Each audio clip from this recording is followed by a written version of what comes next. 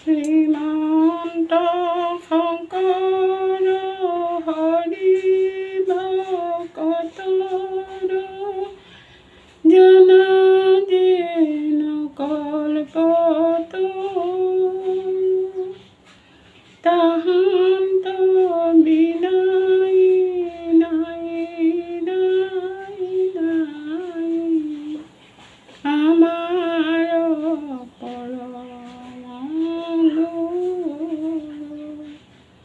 ৰাম আমাৰ পৰম গুৰু কৃষ্ণ। এই কিতাপা পঢ়িব লৈছোঁ।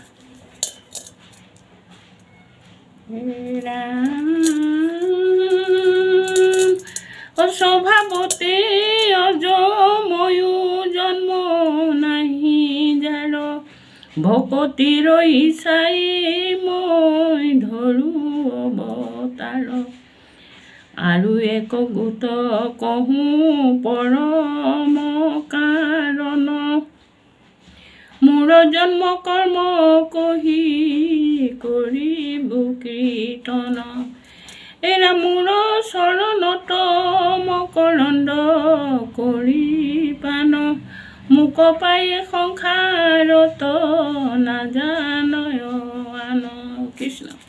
স্বৰ্গমৈত পাতালে মোহ ধুইপতি ভক্তি বিনে মুখত যে নকৰয় ৰতি ৰাম দেহা গেহে ভাৰ্যা পুত্ৰ আপ্ত বন্ধুজন সবাকো এৰিয়া মুতয় পিবে মন মৎস্য কৰ্ম আদি ৰূপ নানা কৰোঁ লীলা এতে সেই মোহ কৰাই অৱহেলা কৃষ্ণ।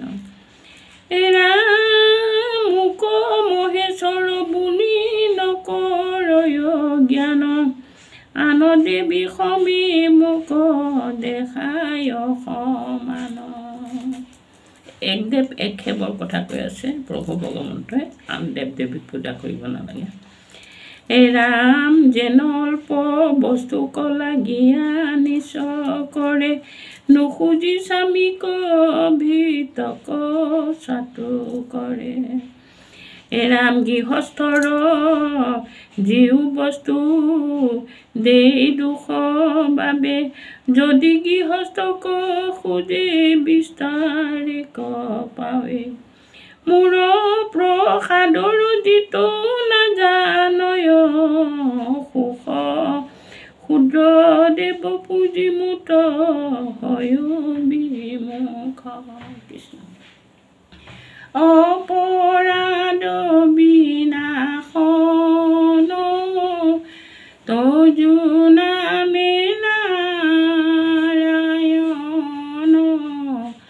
জানি নামে পখিলো শৰণ আন গতি নাহিকে মৰণ অপৰাধ ক্ষমা কৰি তুমি দয়াশীল